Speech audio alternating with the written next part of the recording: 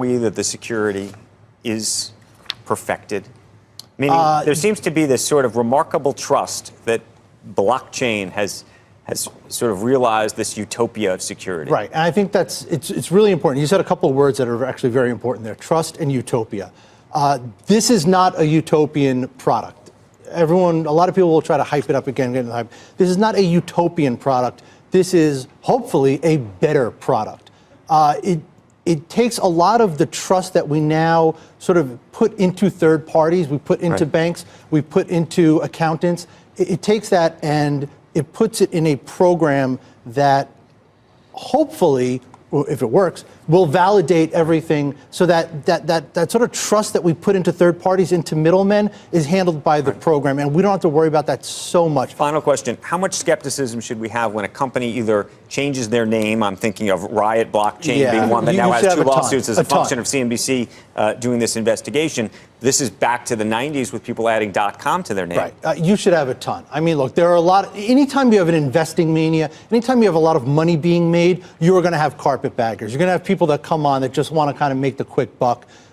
No offense, sorry, Riot Blockchain, but I think Riot Blockchain was a great example of that. They just changed their name to get it in the name. So you have to have a lot of skepticism. You are looking for people who are really trying to build products on top of this. That's what you're looking for. Paul, the book is called The Truth. It's funny, this idea, because, you know, I actually have friends that watch this show, and they do say that some of us, you know, are the crypto community who's really bullish on cryptocurrencies. We do really have this utopian ideal of, you know, the transparency and the effect of the blockchain. And in a way, my friend was bringing up a great analogy. It's like Jesus, you know, it's Jesus, the Bitcoin will save us all, you know, and there is that aspect. He's definitely right. And, you know, another thing I got to totally agree with is that there's going to be, you know, scam artists.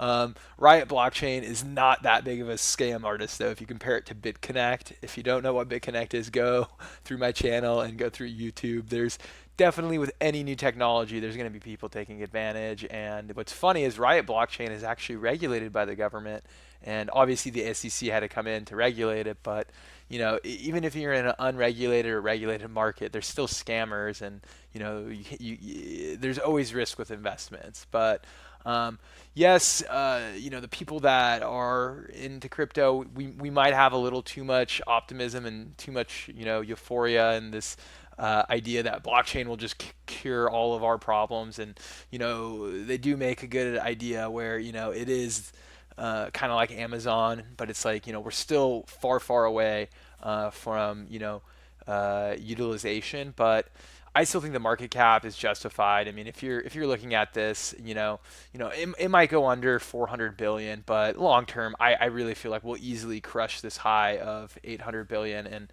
you know, if you watch this channel, I've been preaching, you know, it's going to go over 1 trillion by the end of the year. So let me know your thoughts. It is true. You got to be careful in the cryptocurrency market, and you do have to also at the same time catch yourself. You know, it's good when there is a massive dip to have that blind belief and be like, Jesus will save us.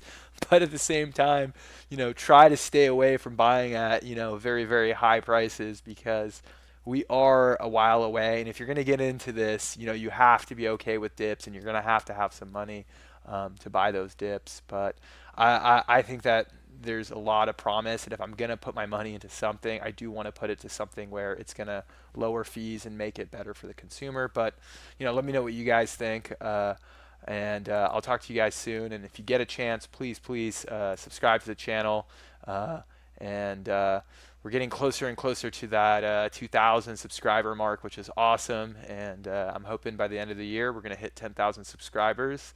So let me know what you guys think, and I will talk to you soon.